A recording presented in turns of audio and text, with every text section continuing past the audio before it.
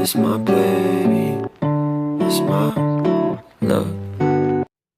Baiklah, langsung saja pada penampilan dari kelompok 7 untuk materi spektro yang berjudul yaitu Inductively Coupled Plasma of Optical Emission Spectroscopy atau ICP-OES.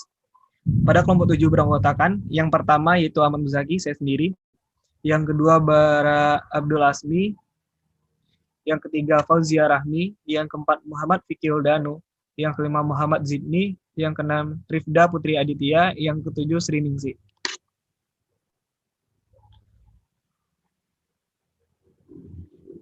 Lanjut pada pengertian dari Inductively Coupled Plasma Optical Emission Spectrometry atau ICP-OES atau ECP-AES adalah salah satu teknik analisis yang digunakan untuk penentuan jejak logam. ICP-OES merupakan teknik multi-unsur yang menggunakan sumber plasma untuk merangsang atom dalam sampel. Atom-atom memancarkan cahaya dengan panjang gelombang tertentu, dan detektor yang mengukur intensitas cahaya yang dipancarkan yang dapat dianalisis dalam sampel tunggal berlangsung kurang lebih dari 1 menit secara bersamaan atau dalam beberapa menit. Kegunaan untuk menganalisis kandungan logam pada cairan dalam air atau cairan, serta dapat digunakan untuk menganalisis kandungan logam dalam bahan padat mineral dan bahan-bahan padat lainnya. Namun memerlukan penanganan awal untuk proses destruksi atau pelarutannya. Boleh dilanjutkan? Baik, selanjutnya kita masuk ke instrumen ICP-OES. Pada ICP-OES, instrumennya kita bagi menjadi 6, yaitu sample introduction, yang kedua ada energy source, yang ketiga ada spectrometer, yang keempat ada detektor, yang kelima ada elektronik, dan yang terakhir ada komputer serta softwarenya.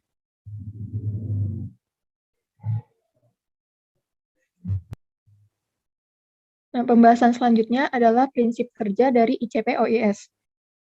Yang pertama ada preparasi sampel oleh sample introduction. Nah, preparasi sampel ini merupakan proses persiapan kelayakan sampel sebelum pengujian, di mana sampel yang digunakan ini berfasa liquid atau berupa cairan. Lalu, sampel ini bergerak menuju nebulizer, di mana fungsi dari nebulizer ini mengubah sampel yang awalnya berfasa liquid menjadi aerosol. Nah, proses ini disebut nebulisasi. Nah, selanjutnya adalah desolvasi atau volatisasi, yaitu penghilangan pelarut pada aerosol sehingga didapatkan aerosol yang kering. Nah, proses volatisasi ini terjadi di spray chamber.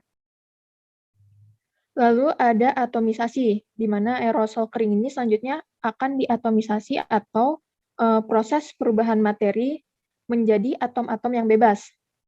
Nah, proses ini tentu melibatkan suhu yang tinggi, karena pada suhu rendah umumnya atom-atom ini dalam keadaan yang berikatan. Atom-atom bebas ini akan mengalami proses eksitasi atau emisi. Emisi sendiri adalah proses perubahan energi yang diakibatkan karena atom mengalami eksitasi elektron, yaitu perpindahan elektron dari orbital yang rendah ke orbital yang tinggi. Nah, atom yang diberi energi oleh plasma ini akan memancarkan cahaya. Selanjutnya, akan dideteksi dan diukur berdasarkan panjang gelombang tertentu. Selanjutnya yaitu sample introduction. Yang pertama ada peristaltic pump, berfungsi untuk mendorong masuk larutan sampel melalui kapiler. Peristaltic pump juga menyetabilkan aliran larutan tanpa memperdulikan viskositas larutan tersebut. Yang kedua, nebulizer berfungsi untuk mengubah cairan menjadi aerosol kabut yang dapat dialirkan ke plasma. Aerosol yang dihasilkan dalam ruang semprot dipisahkan dengan ukuran. Tetes yang lebih kecil dibawa ke plasma, dan tetes yang lebih besar yang dikeringkan.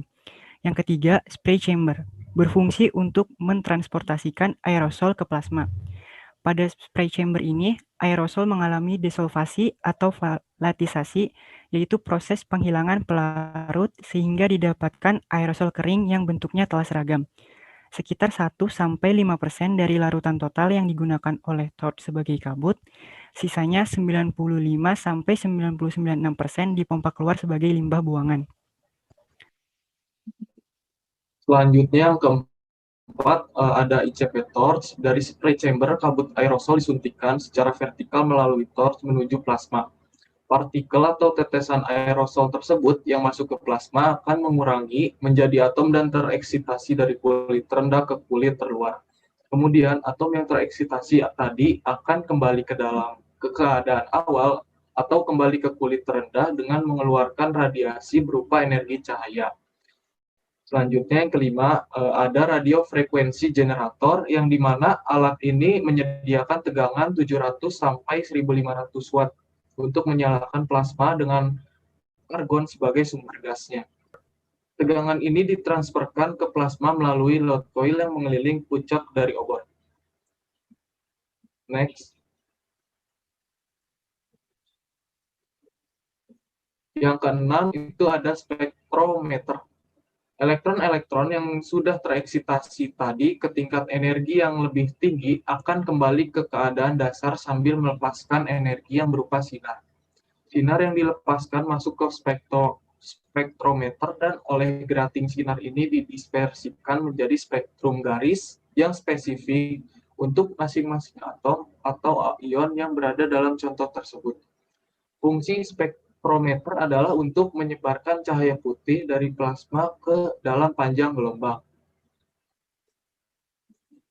Ketujuh, ada electronics berfungsi untuk mengukur dan memproses hasil atau output dari detektor. Yang kedelapan, ada komputer dan software, yang dimana komputer dan software ini berfungsi untuk mengoperasikan, mengawasi, dan mengumpulkan data dari instrumen.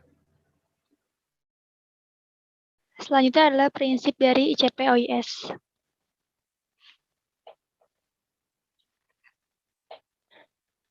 Nah, sampel ini nanti akan dimasukkan melalui pipa kapiler dengan bantuan pompa.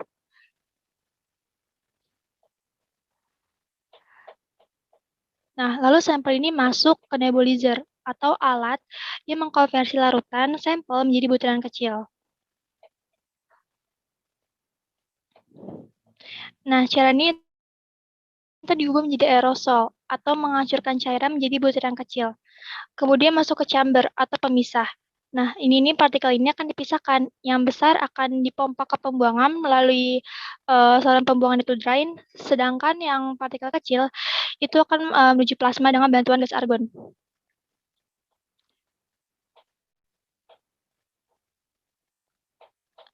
Partikel atau tetesan aerosol yang masuk ke plasma ini akan mengurai menjadi atom dan tereksitasi dari kulit rendah menjadi kulit terluar.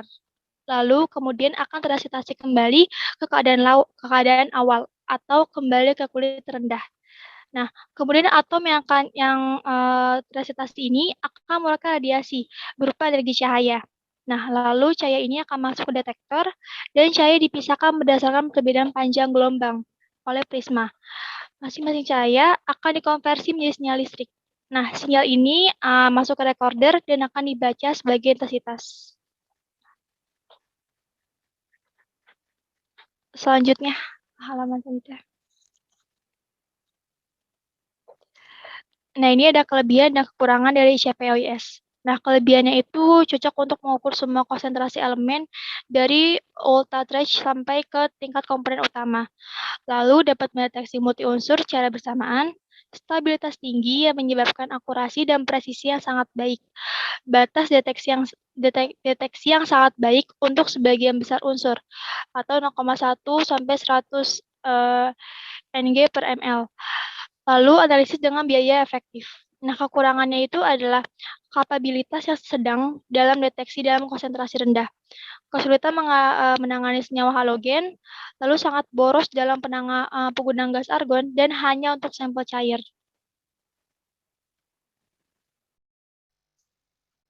Oke, selanjutnya gangguan nebulasi. Nebulization dan transportasi proses dapat terpengaruh jika komponen matriks menyebabkan perubahan pada tegangan permukaan atau viskositas. Perubahan komposisi matriks dapat menyebabkan penekanan sinyal yang signifikan atau perangkat tambahan padatan yang terlarut dapat deposit di ujung nebulizer dari nebulizer pneumatik dan di interface skimmer sehingga mengurangi ukuran mulut dari kinerja instrumen. Kemudian gangguan fisika. Pelarut, reagen, gelas, dan perangkat keras pengolahan sampel lain mungkin menghasilkan artefak dan gangguan pada analisis sampel. Semua materi ini harus bebas dari gangguan pada kondisi saat analisis. Kemudian gangguan kimia, dikarenakan tingginya temperatur plasma untuk penahanan cukup lama, gangguan ini disebabkan oleh terbentuk molekul atau radikal stabil. Misalnya disebabkan oleh terbentuknya senyawa logam fat dan oksida alumina yang memiliki suhu pengendalian tinggi. Selanjutnya, gangguan memori dan memori atau carryover dapat terjadi bila ada perbedaan konsentrasi yang besar antara sampel atau standar yang analisis secara brutal.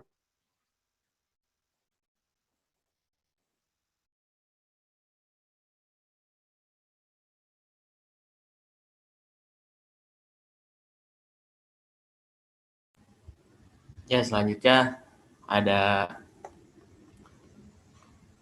sebelumnya kedengaran nggak? Tes. Ada.